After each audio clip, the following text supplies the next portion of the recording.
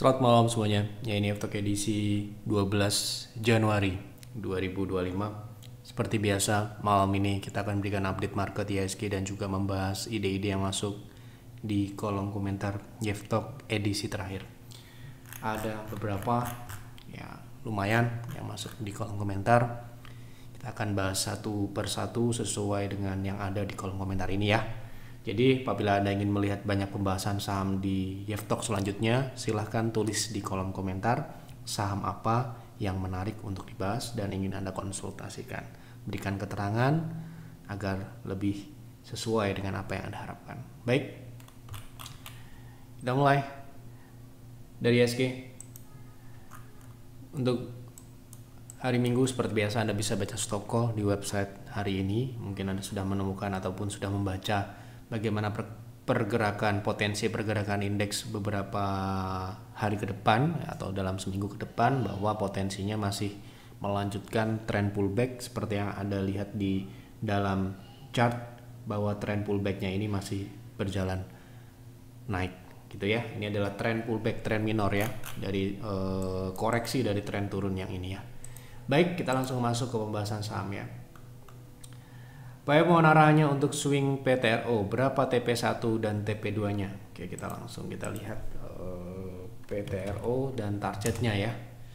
Oke, saat ini sudah naik ya untuk PTRO. Posisi saat ini sudah cukup tinggi kenaikannya, dan memang secara secara teknikal ya belum terjadi wave koreksi ya. Wave koreksi ini bahkan ini ada cenderung untuk akselerasi ya. Nah, ini biasanya ini adalah mengarah ke akhir dari sebuah tren naik, itu biasanya terjadi akselerasi dan membentuk V-top ya, biasanya seperti itu. Untuk target 1 itu sudah hampir tercapai ya di 3.400, kemudian target kedua untuk swing ya itu di 3.800 ya. Gitu. Oke. Mau nanya untuk saham Ratu, sampai kapan arahnya dan jual di harga berapa? Tolong analisisnya. Kalau kapan arahnya, sampai kapan arahnya ya saya tidak bisa menjawabnya gitu ya, karena saya bukan price makernya. Kalau saya price makernya, saya akan kasih tahu kapannya. Misalkan tanggal 15 Januari jam 10 siang gitu ya, nanti saya akan kasih tahu seperti itu. Jika memang saya ini price maker, sayangnya memang saya ini kan seperti yang lain-lain juga ya, hanya trader dan investor biasa gitu ya. Kalau kita lihat analisanya dulu ya. Jadi kita tidak bisa menentukan kapan, waktu dan menit detiknya gitu ya. Nah, apalagi ini saham baru sepertinya ya. Nah, ini belum bisa dianalisa ya. Kita harus ngomong apa adanya, belum bisa kita analisa karena belum ada indikator, belum ada belum ada dasarnya kalau kita bilang ini akan kemana dan kemana gitu. Yang jelas ini belum bisa kita analisa. Saya tentunya saya yang tidak bisa ya. Mungkin Anda bisa tanya ke tempat lain yang memiliki kemampuan membaca saham yang baru IPO seperti saham Ratu ini gitu ya. Oke, mohon maaf sebelumnya, mungkin jawaban saya mengecewakan. Oke. Malam Pak Ed, mohon bantuan analisa saham ISAP untuk trading jangka pendek. Oke. Kita lihat ya. Oke, ini sudah relatif ini saham ini ya di bawah 50 ya. Yang pertama kita harus kasih tahu dulu bahwa kita dalam trading di Advisor itu kita batasan paling rendah dari harga saham itu di bawah 70 ya. Jadi kalau misalkan sahamnya di bawah 70, jadi tidak mungkin kita rekomendasikan. Kedua, tentunya kita menghindari yang namanya saham itu sampai dengan di bawah 50 ya, karena itu berpotensi menimbulkan risiko yang sangat besar ya. Bisa dia tidak mudah untuk diperdagangkan juga gitu ya, dan pergerakannya tentunya dengan semakin kecilnya nominal semakin besar pergerakannya. Kenaikan 1 poin itu bisa sangat berarti, sangat signifikan. Nah, oleh karena itu ya saya disclaimer, kita akan hanya melihat indikatornya. Di sini indikatornya turun ya. Jadi ini setelah rally beberapa hari, ini potensinya adalah turun ke 12 ya per lembar gitu. Ini kita lihat dari sini, kemungkinan level 12 di sini ada gap, dan kebetulan ini adalah 0,6. gitu ya. Tapi kalau Anda berani nggak apa-apa ya, sebenarnya nggak ada kita kok apa namanya jangan trading saham di bawah 70, tidak, tetapi lebih ke kita kan ya, bisa dianggap kita main aman ya. Main aman itu dalam artian ya kita memiliki batasan-batasan dalam membeli atau merekomendasikan saham ya. Misalkan saham-saham yang seperti ini tidak kita rekomendasikan meskipun ada potensi kenaikan, iya, tapi resiko itu yang mungkin hanya sedikit orang yang bisa mentoleransi, namanya resiko. Resiko itu semua saham memiliki resiko ya, tetapi resikonya tentunya bisa di beda-bedakan ya. Tentunya ada resiko yang sedang, ada resiko tinggi, resiko sangat-sangat tinggi ya, sehingga kita bisa memfilter itu dengan baik. Apabila Anda siap dengan saham seperti saham ISAP ini dengan pergerakan yang sekali pergerakan itu bisa di atas 6% dan satu tick itu 6% gitu ya, itu nggak apa-apa gitu ya, kita pun tidak menghalang-halangi. Yang jelas kami tidak bisa merekomendasikan di layanan ya seperti saham ini. Jadi ini untuk menjaga ekspektasi ketika Anda masuk di YF Advisor, baik itu peers, kemudian private trading room dan juga Bulls Hunter gitu ya, Anda tidak akan menemukan saham di bawah 70, itu satu. Kedua, saham yang kalau investing ya tentunya sahamnya harus memenuhi syarat fundamental. Kalau trading kita akan mengacu pada saham-saham yang mudah diperdagangkan ya, tentunya secara volume transaksinya, kemudian pergerakannya secara teknikalnya wajar gitu ya. Dan kita menghindari juga saham-saham yang corporate action. Kalau trading kita akan hindari karena pergerakannya seperti dividen, itu kita akan cenderung hindari. Ini edukasi karena banyak yang berekspektasi kita masuk di YF Advisor itu akan dapat rekomendasi yang seperti saham baru IPO gitu ya. Kita tidak bisa menganalisa, tentunya kita tidak mau merekomendasikan gitu ya, karena kita merekomendasikan itu berarti kita memiliki dasar yang kuat kenapa memilih saham A, kenapa memilih saham B gitu. Nah, kalau saham ini secara teknikal bisa dibaca ya, tetapi ini pergerakannya mungkin tidak semua orang bisa ikuti ya, lompat-lompatnya ini seperti ini, kemudian kalau turun satu tick aja dia mungkin sudah sangat signifikan gitu ya. Oke. Indonesia masuk BRICS, apakah bisa jadi sentimen positif buat big banks Pak Yev, atau tetap saja tidak ada pengaruhnya selama rupiah terus melemah? Kalau menurut saya sementara ini seperti yang disampaikan di insight terbaru bahwa potensi dari BRICS ini masih belum bisa signifikan ya.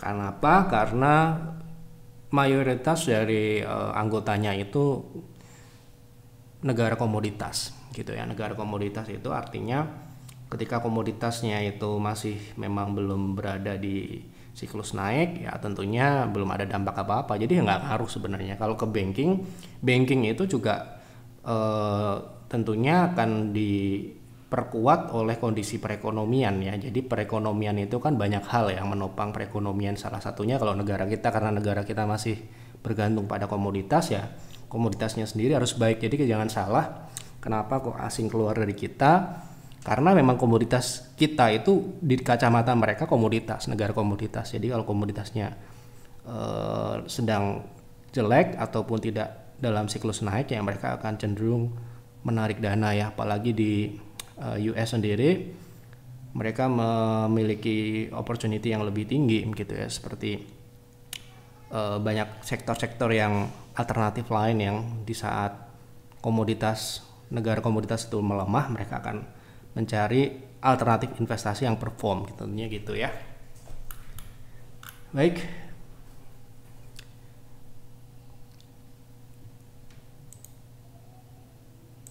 lanjut ya.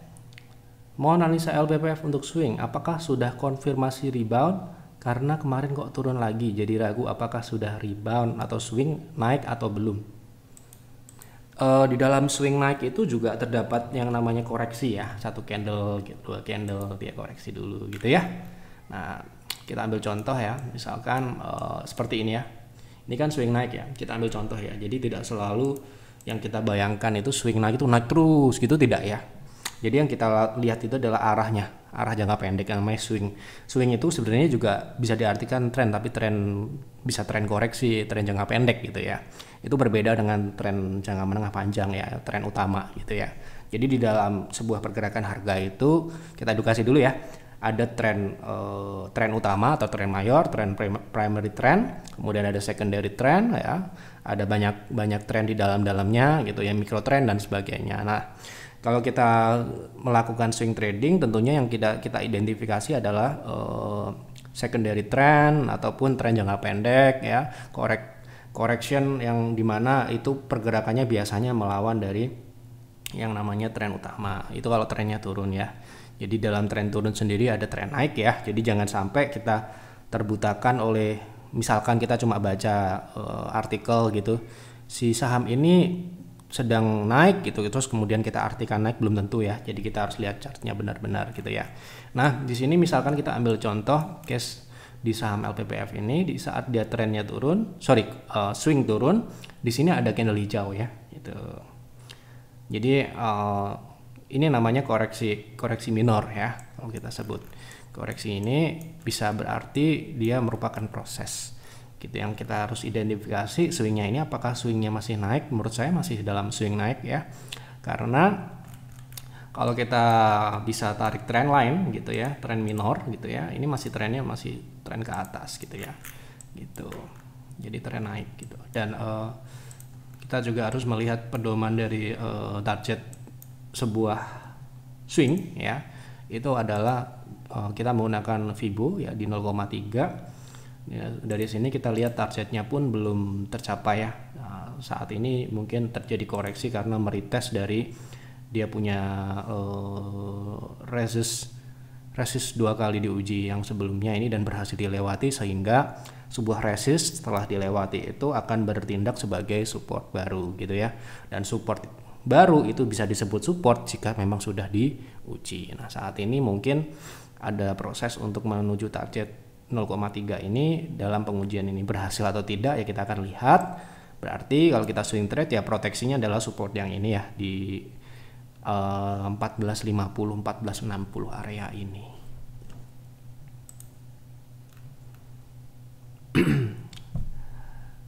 Om Yev, suaranya kecil kalau pakai soundbar. Mohon maaf, ini sudah maksimal ya suara saya. Mungkin saya memang suaranya lemas karena memang ya kita lakukan ini di sisa-sisa hari yang saya miliki, energi yang saya miliki, sisa-sisa saya berikan apabila ada suara yang lemas ataupun pelan gitu ya.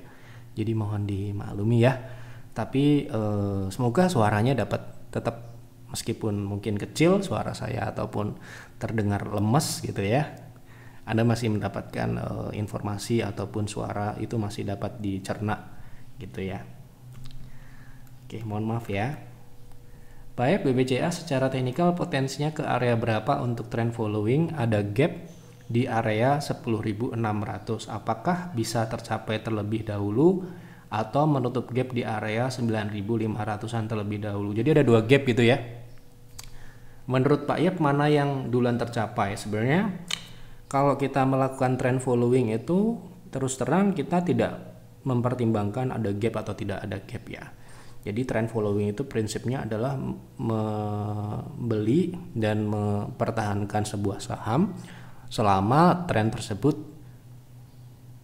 masih berjalan gitu. Itu prinsipnya, prinsip strateginya seperti itu. Jadi target itu bisa ditentukan jika memang trennya itu masih sesuai ya. Jadi misalkan kita punya target BCA 10.600.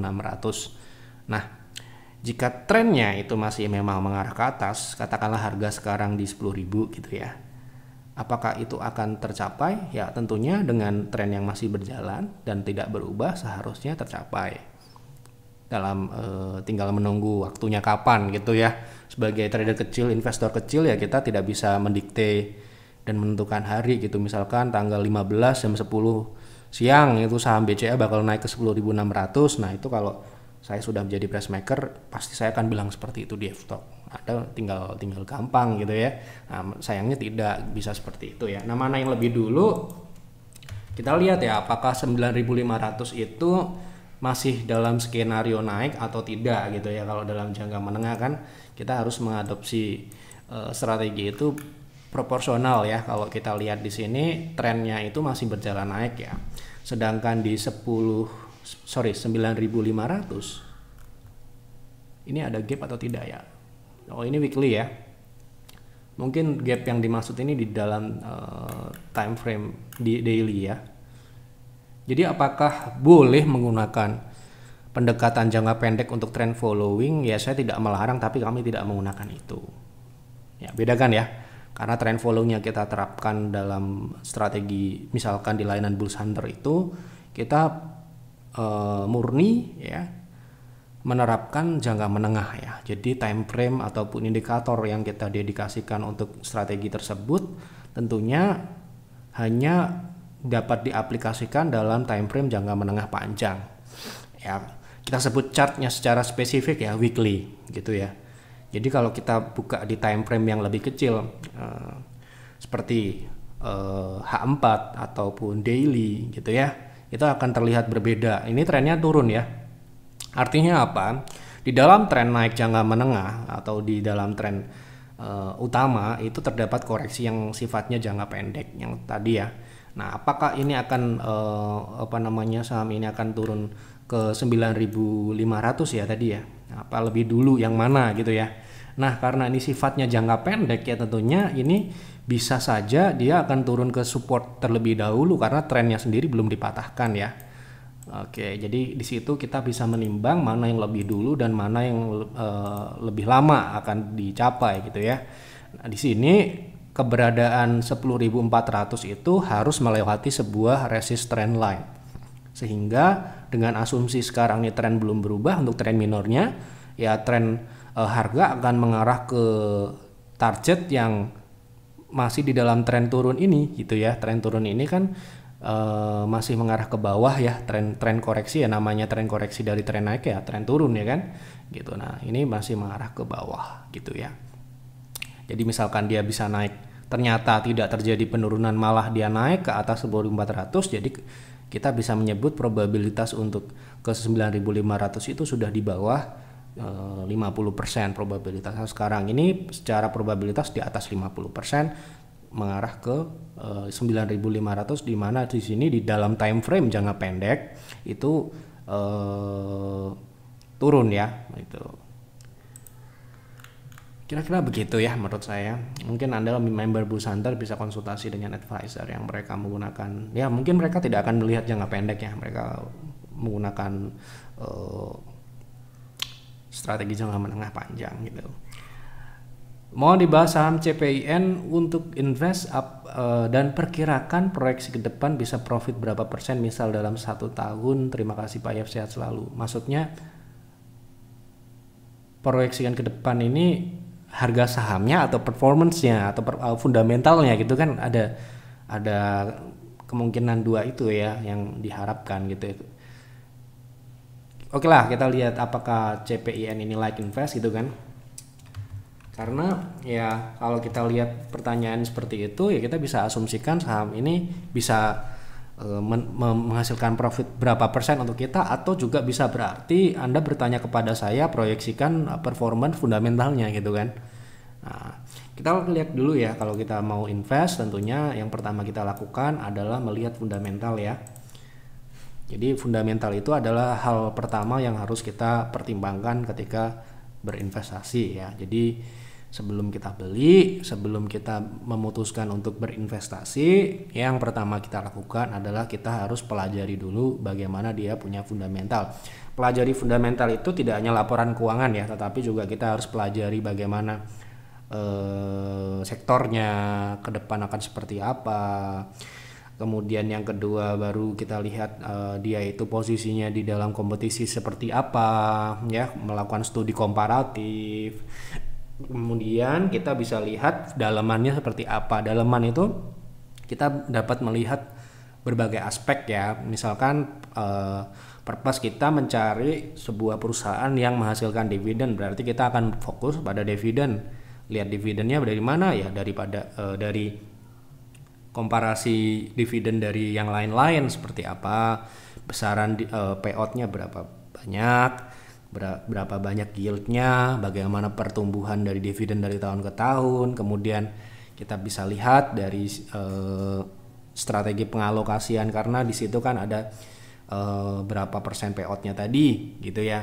Nah, kalau Anda dividen seperti itu. Kalau misalkan Anda mau growth investing, tentu saja Anda akan mencari batas pertumbuhan minimal gitu. Misalkan kalau misalkan sebuah perusahaan itu tumbuhnya hanya di bawah 10%, berarti itu kategorinya bukan perusahaan yang kita cari. Misalkan kita cari yang di atas 20%, kemudian bottom line-nya atau labanya juga di atas 5% gitu ya, karena laba itu akan berasosiasi dengan potensial growth selanjutnya gitu ya. Jadi banyak hal yang bisa kita lakukan sebelum kita berinvestasi ya. Jadi kenapa kok investor itu pasif, pelaku pasar yang pasif, karena mereka banyak hal yang harus dipelajari, tidak sama dengan trader yang sifatnya jangka pendek. Itu dulu ya kita edukasi. Nah, apakah sebuah CPIN ini layak invest di kacamata saya? Menurut saya gitu ya. Menurut saya tidak layak invest ya, karena secara pertumbuhan ini juga tidak masuk ya. Kalau kita melihat dari pertumbuhannya ini turun ya, turun. Kita mau bilang dari manapun ini ya turun ya. Kita lihat dari labanya turun, operasionalnya turun. Kemudian ini kita lihat dari sini ya. Nah, kita lihat dari waktu ke waktu turun gitu ya. Jadi sepintas tadi kita lihat harga sahamnya juga turun ya. Ini refleksi dari fundamental yang memang tidak baik. Tidak baik dalam artian di sini secara pertumbuhan ya. Jadi mungkin tujuan yang lain mungkin bisa tercapai di saham ini, mungkin dividen ya. Gitu. Kemudian nanti kita lihat. Kemudian dari sisi bottom line juga turun ya. Jadi secara profit ini turun, dan kemungkinan profitabilitas ini juga tipis ya, di bawah 5%. Jadi ya otomatis tidak layak invest ya, secara pertumbuhan dan profitnya tidak masuk ya ke dalam kelayakan investasi. Sekali lagi menurut saya ya. Lalu kita lihat di sini dividennya juga tidak terlalu bagus ya. Kalau kita lihat dari payout-nya yang tidak terlalu besar ya. Payout yang tidak terlalu besar itu biasanya terjadi pada perusahaan-perusahaan yang memang fokus pada pertumbuhan ya. Sedangkan yang kita lihat tadi tidak tumbuh gitu ya. Jadi ini agak bisa dikatakan performance-nya ini berat di ongkos ya. Jadi kenapa berat di ongkos ya? Labanya itu terus menurun ya, untuk meningkatkan revenue yang bertumbuh. Jadi revenue itu di boosting menggunakan memangkas efisiensi ya, mungkin dari marketing, mungkin dari yang lain-lain. Anda bisa perdalam itu sendiri ya. Yang jelas dari sisi pertumbuhan, profitabilitas, dan dividen, penilaian saya sementara ini tidak memiliki kelayakan investasi ya. Karena ya secara fundamental seperti ini adanya gitu ya.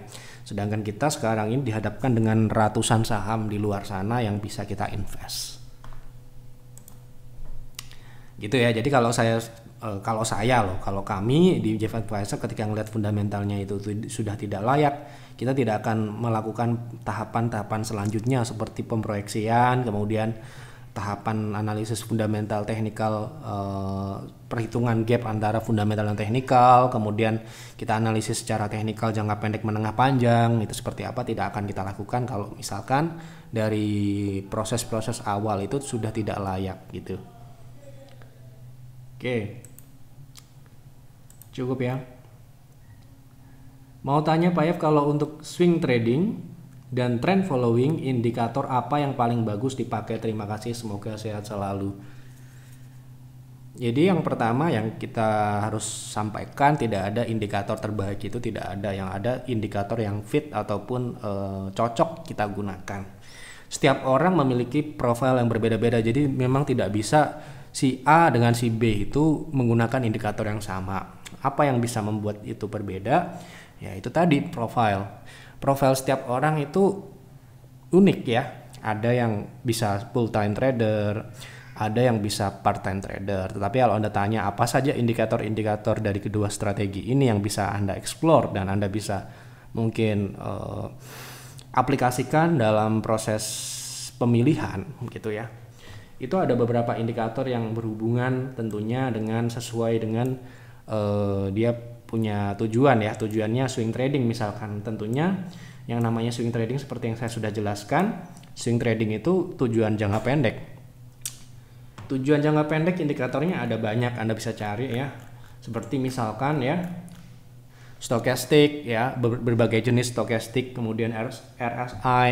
Kemudian kalau Anda mau trading di dalam sebuah range pergerakan, itu Anda menggunakan Bollinger ataupun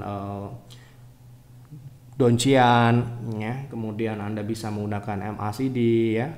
Itu bisa Anda gunakan untuk swing trading jangka pendek dengan time frame yang jangka pendek ya.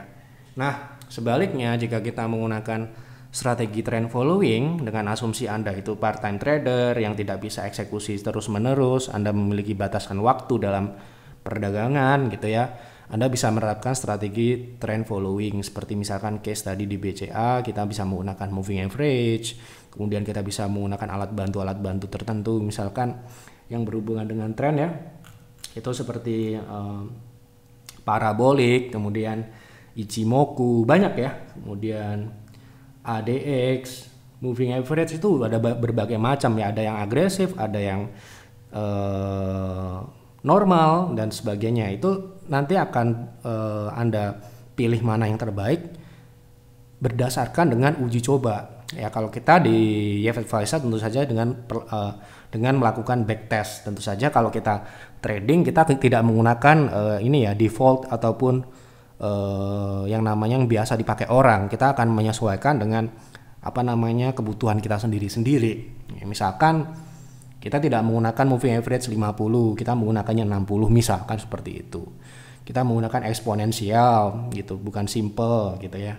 Itu karena kita sudah melakukan backtest dari berbagai indikator yang sejenis, yang setipe, dan terpilihlah sebuah indikator ini yang memiliki skor paling tinggi secara akurasi gitu ya, tingkat akurasi yang lebih tinggi dibandingkan yang lain. Ya, tentu saja kita tidak bisa publikasikan karena itu adalah internal kami ya. Gitu. Tetapi kalau saran saya, Anda bisa membedakan indikator itu berdasarkan tujuan dan juga Anda bisa melakukan uji coba dengan backtest dan sebagainya. Oke. Mohon bantu analisa untuk invest saham PGO. PGO sudah pernah sering kita bahas ya. Anda bisa cari di Telegram.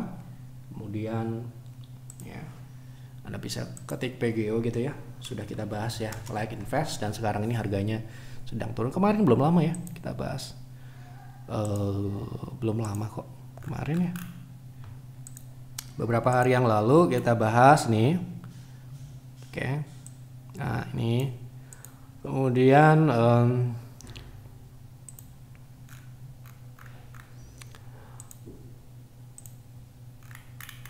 nih ya, kita sudah bahas, jadi Anda bisa tonton itu, jadi nggak perlu kita ulangin ya. Oke, terima kasih sudah dibahas sahamnya Pak, semoga selalu dilimpahkan kesehatan dan rezeki yang berkah untuk Pak Yev dan keluarga. Terima kasih atas doanya. Oke, sudah saya bahas semua apa yang ada di kolom komentar. Terima kasih untuk Bapak Ibu yang sudah menonton Yev Talk malam ini. Mohon maaf apabila ada kekurangan atau kesalahan. Selamat malam dan selamat beristirahat.